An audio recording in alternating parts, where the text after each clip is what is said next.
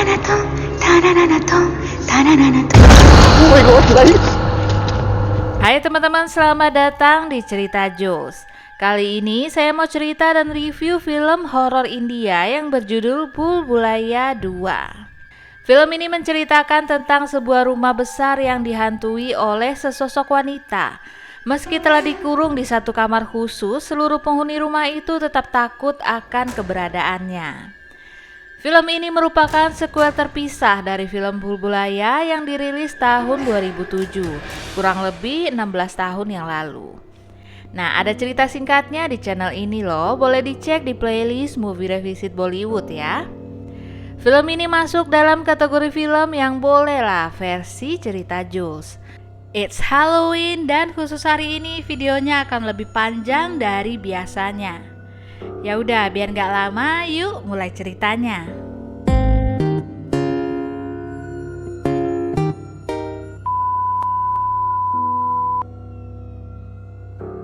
Di Bhavani Garh, di rumah besar milik keluarga Thakur, sedang terjadi sebuah ritual.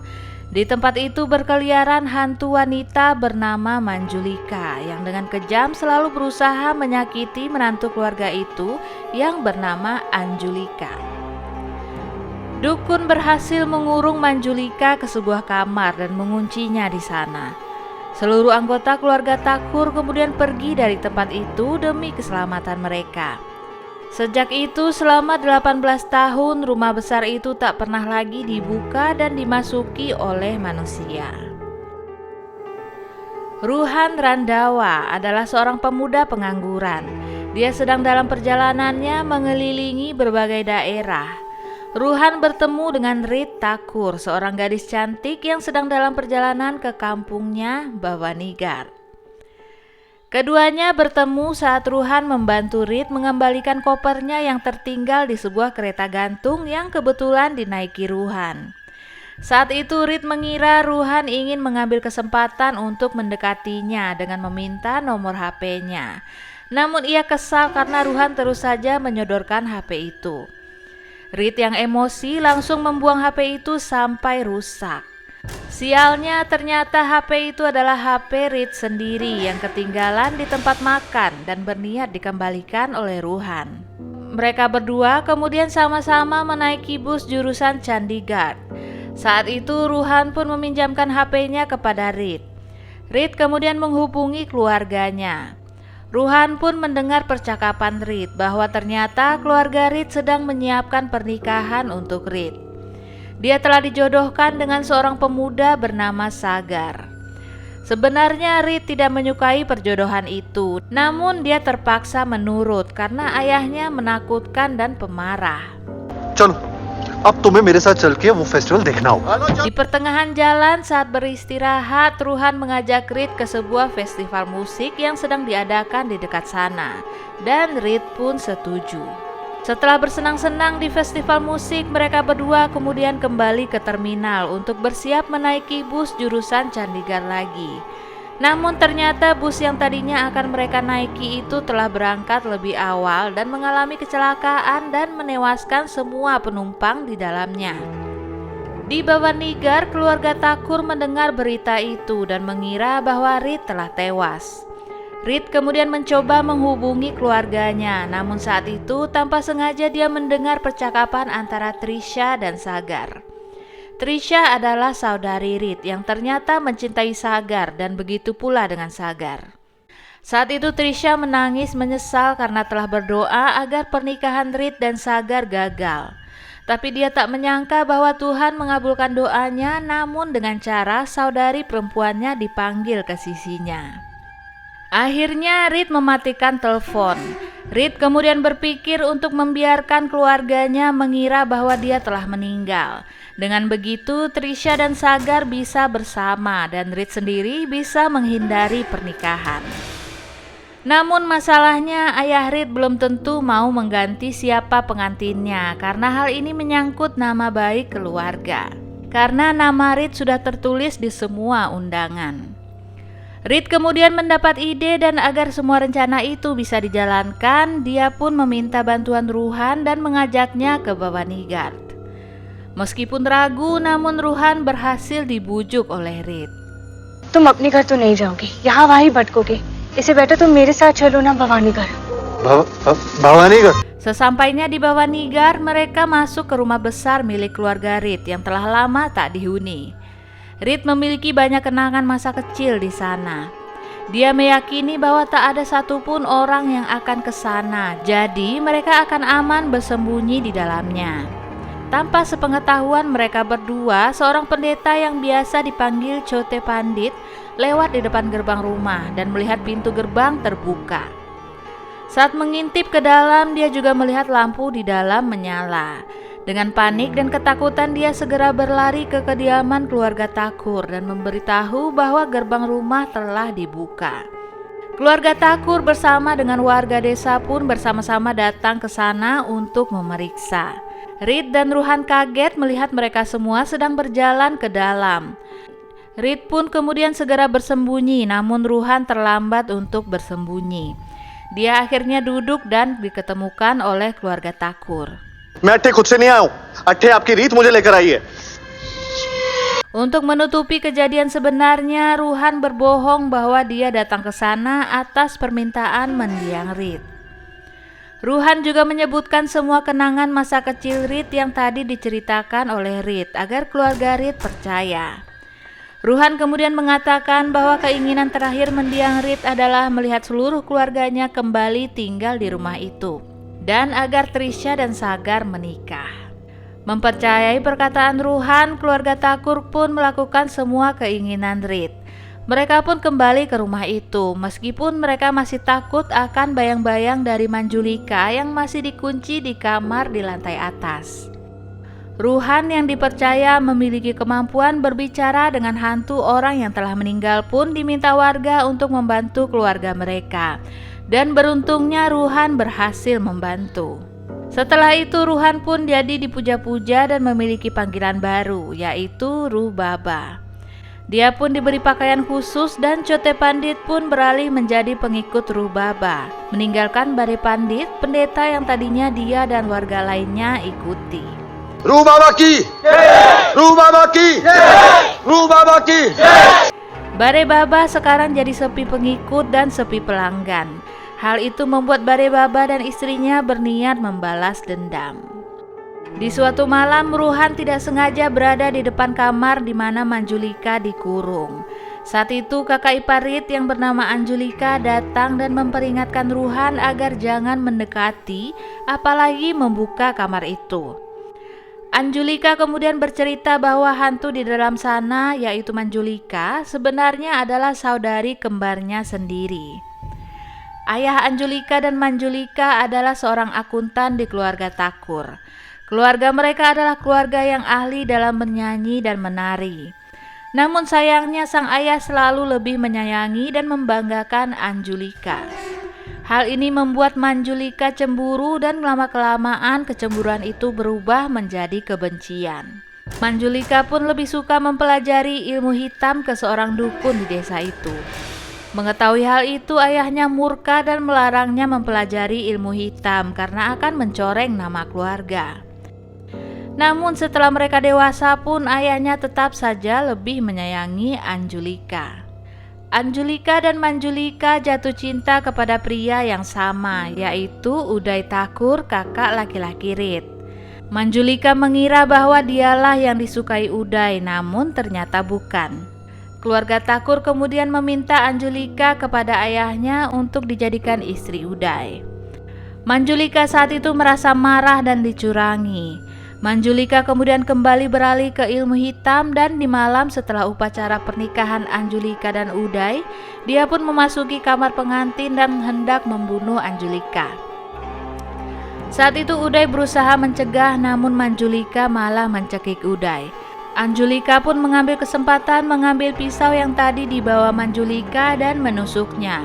Tak lama kemudian Manjulika pun tewas. Anjulika masih syok dan bersedih setelah kematian Manjulika. Dia merasa bersalah karena telah membunuh saudarinya itu. Saat Uday akan menenangkannya, tiba-tiba hantu Manjulika muncul dan mendorong Uday dari lantai atas. Sehingga sekarang Uday mengalami kecacatan, tidak bisa bicara dan hanya bisa duduk di kursi roda. Setelah mencelakai Uday, Manjulika masih saja mengganggu keluarga Thakur, khususnya Anjulika. Makanya dengan bantuan dukun, hantu Manjulika pun dikurung di dalam kamar di rumah itu. Setelah mendengar cerita itu, Ruhan juga diberitahu oleh ayah Rit bahwa Manjulika telah membunuh 8 orang anggota keluarganya. Dan sekarang foto mendiang Rit juga dipajang di deretan foto-foto keluarga yang telah meninggal. Suatu malam, Chote Pandit melihat Ruhan sedang bersama dengan Rit. Dia pun akhirnya mengetahui kebenarannya bahwa Rit masih hidup dan Ruhan telah menipu mereka semua. Bersama dengan Bare Pandit dan istrinya, mereka bertiga pun mendatangi keluarga Thakur dan memberitahu mereka semuanya dengan niat agar Ruhan dapat dienyahkan. Dengan bantuan semua orang, rumah besar itu digeledah untuk mencari di mana Rit bersembunyi. Mengetahui hal itu, Rit kemudian mengajak Ruhan untuk bersembunyi di kamar Manjulika, karena tak ada seorang pun yang akan masuk ke sana dan memeriksanya. Lagi pula Rit tidak percaya bahwa hantu Manjulika ada di sana. Namun sebenarnya dengan dibukanya pintu kamar itu oleh Rit dan Ruhan, maka hantu Manjulika pun bebas dari kurungan. Manjulika pun segera mendatangi Anjulika dan dari dialah Anjulika mengetahui bahwa Rit masih hidup. Setelah terbebas dari Manjulika, Anjulika pun mendatangi kamar itu dan akhirnya Rit mengakui semuanya kepada kakak iparnya itu. इतना बड़ा झूठ मैं आपको सब बताती हूँ। Ketiganya kemudian mendatangi dukun yang dulu mengurung Manjulika agar membantu mereka kembali mengurung Manjulika. Namun dukun itu mengatakan bahwa dia butuh waktu selama 3 hari. Sebelum 3 hari itu, Manjulika merasuki si dukun dan membunuh semua anak buahnya, kemudian membunuh dukun itu juga. Suatu malam, Chote Pandit, Bare Pandit dan istrinya yang menyamar sebagai Manjulika mengelabui semua orang dengan melakukan trik agar istri Bare Pandit terlihat seperti Manjulika yang sedang berjalan di dinding rumah. Ruhan pun mendatangi sosok Manjulika yang dia kira adalah istrinya Bare Pandit. Namun Manjulika kemudian memperlihatkan salah satu ciri-ciri Churail atau hantu wanita yang paling khas di India, yaitu kakinya menghadap belakang. Menyadari bahwa itu adalah Manjulika asli, Ruhan berlari ketakutan. Namun Manjulika mengikutinya dan Ruhan pun terjebak di antara jurang dan Manjulika. Tak lama kemudian Ruhan kembali ke rumah besar keluarga Thakur. Di sana Ruhan bertingkah aneh, dia menyanyi dan menari. Mendengar nyanyian Ruhan, seluruh keluarga berkumpul melihatnya. Setelah itu dia bicara dengan bahasa Bengali. Dia kemudian berkata bahwa dirinya adalah Manjulika. Saat itu keluarga Thakur pun melihat Rit yang sedang mengintip di lantai atas dan akhirnya mereka mengetahui bahwa Rit masih hidup. Ruhan kemudian menyerang Anjulika, namun Rit berusaha melindungi kakak iparnya itu. Dia juga berusaha menyadarkan Ruhan. Saat itu Anjulika mengambil kesempatan untuk mengambil pisau dan mengancam untuk melukai Rit. Saat itu Rit shock atas tindakan kakak iparnya itu. Semua orang ikut kaget saat itu, apalagi ketika Anjulika memanggil Ruhan dengan nama Anjulika. Saat itu Ruhan pun telah sadar dan menyebutkan bahwa yang meninggal dulu itu sebenarnya adalah Anjulika, dan yang ada di tengah-tengah mereka saat ini adalah Manjulika. Anjulika? Ya Manjulika. Jadi dulu setelah malam pernikahan Anjulika dan Uday, Manjulika melakukan ritual dan menyantet Anjulika. Saat itu dia ketahuan oleh ayahnya, namun bukannya membujuk putrinya dengan baik, sang ayah malah memaki dan berkata bahwa dia berharap Manjulika mati dan hanya ingin memiliki 1 putri saja. Manjulika tak menghentikan perbuatannya. Saat itu Manjulika membunuh ayahnya dan melanjutkan ritual di depan jasad sang ayah. Ternyata dukun yang dulu mengurung hantu Manjulika di kamar adalah kaki tangannya Manjulika. Saat itu dengan ilmu hitam, Anjulika dipengaruhi agar mengikuti segala kemauan Manjulika. Di kamar pengantin mereka berdua pun bertukar pakaian dan perhiasan. Manjulika kemudian menjadi Anjulika dan berbaring di samping Uday yang sedang tertidur. Anjulika dengan sosok seperti Manjulika kemudian menyerang saudarinya di bawah pengaruh ilmu hitam. Saat itu Manjulika dengan sengaja dan tanpa perasaan menusuk Anjulika. Saat diambang kematian, Anjulika kemudian tersadar dan melihat saudarinya yang berpakaian seperti dirinya berdiri di samping suaminya. Namun semua terlambat, Anjulika pun meninggal dunia. Uday kemudian menyadari ada yang aneh. Saat Anjulika palsu sedang melamun, Uday kemudian memanggil nama Manjulika. Manjulika pun menyahut. Sadar bahwa Uday mengetahui siapa dirinya, Manjulika pun mendorong Uday dari balkon. Begitulah kejadian malam itu sebenarnya. Setelah semua orang mengetahui kebenarannya, kemudian sosok Anjulika pun muncul.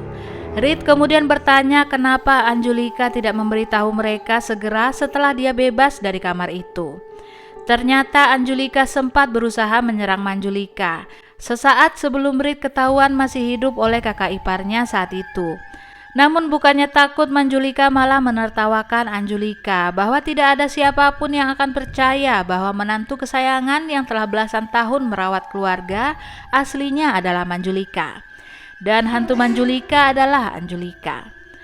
Karena itulah Anjulika pun mencari jalan lain untuk mengungkap kebenarannya, yaitu melalui Ruhan. इतने साल मैं Anjulika Manjulika akhirnya melepas topengnya di hadapan keluarga Thakur. Dia pun menguak bahwa dia telah bekerja keras selama ini menjadi menantu yang baik di keluarga itu. Tapi selalu saja ada yang mengetahui kebenarannya. Jadi dia pun membunuh mereka yang mengetahuinya. Dan Manjulika pun memandangi deretan foto mendiang anggota keluarga Thakur yang telah meninggal yang dipajang di dinding. Menyadari hal itu, semua keluarga pun syok dan bersedih. Hantu Anjulika kemudian menyerang Manjulika. Manjulika yang lemas kemudian ditarik ke lantai atas dan didorong masuk ke dalam kamar di mana Anjulika telah dikurung selama ini. Di depan pintu kamar itu seluruh keluarga menyaksikan. Anjulika kemudian memandangi mereka semua. Dia kemudian berkata kepada ayah mertuanya agar jangan memarahi Reed. Jika bukan karena kebohongan Reed, dia tidak akan bisa bertemu kembali dengan keluarganya seperti sekarang. Anjulika juga berterima kasih kepada Ruhan karena telah percaya kepadanya dan membantunya mengungkap kebenaran. Anjulika kemudian meminta seluruh keluarga untuk pergi dari rumah besar itu dan berkata bahwa dua saudari ini masih ada urusan. Hantu Anjulika pun masuk ke kamar itu, dan tak lama kemudian seiring perginya keluarga Thakur dari sana, terdengar suara jeritan dari Manjulika. Dan cerita pun berakhir. Walaupun beberapa adegan terlalu konyol dan terasa dipaksakan, tapi sebenarnya jalan ceritanya bagus banget. Tapi kalau dibandingin sama Bulbulaya yang pertama, ya tetap lebih oke yang pertama sih. Ada 3 poin yang sama antara kedua film. Yang pertama, pemakaian nama Manjulika. Yang kedua, Rajpal Yadav yang masih menjadi Chote Pandit. Dan yang ketiga, lagu khasnya yang memikat telinga banget, Mere Dolna atau Ami J. Tomar. Gak tahu sih apa dua judul lagu itu beda lagu apa gimana, karena memang bahasanya agak beda sih kalau didengar-dengar. Tapi nadanya sama. Pokoknya saya suka banget sama irama lagunya. Nama dan cerita tentang Manjulika sebenarnya udah sering didengar sama orang-orang, bahkan sebelum ada filmnya. Dan aslinya di cerita yang beredar di masyarakat India, Manjulika itu adalah seorang penari kerajaan yang sangat cantik. Dan di kedua film ini masih adalah soal tariannya. Dan sekarang ngomongin pemeran utamanya. Sebenarnya saya belum pernah suka sama filmnya Kartik Aaryan. Ya cuma beberapa sih yang pernah saya tonton, tapi rasanya cukup mewakili lah buat ngeliat gimana kemampuannya. Dan di Bulbulaya 2 ini di luar dugaan saya cukup suka sama penampilan Kartik. Apalagi di bagian akhir di mana dia kesurupan Manjulika. Menurut saya di situ Kartik Aaryan keren banget.